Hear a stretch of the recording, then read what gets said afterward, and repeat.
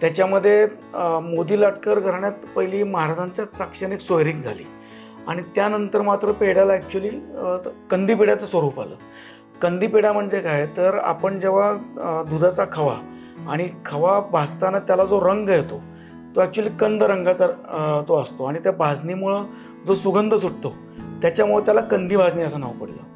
पूर्वीच्या काळी म्हणजे आमच्या पंजोबांच्या आणि आजोबाच्या काळी ते रात्री 2:30 वाजता उठायचे, तेव्हा चितळे लिमला होते, कोवी लिमला, तिथून दूध यायचं.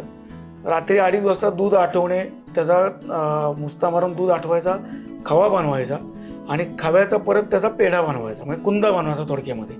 कुंदा बनवल्यानंतर 6-6:30ला ते परत झोपायला जायचे. म्हणजे 2:30 वाजता करताना पूर्ण सोहळ्यात आंघोळ करून सोहळ्यात करणे अशी भावना निगडीत आहे कंदी पेढ्याची.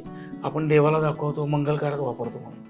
मग ते 6-6:30ला तेव्हा गडी मानायचे, कामगार लोकांना कारखान्यात एंट्री असायची आणि मग तो हातावरती गोल करून ताटामध्ये मांडायचे. आणि त्या काळी ट्रे नव्हते, ताटामध्ये मांडल्यानंतर मग ते ताटं दुकानात जायची आणि त्यावेळी बॉक्स नव्हते, त्यावेळी करंडीमध्ये पेढा विकला जायचा.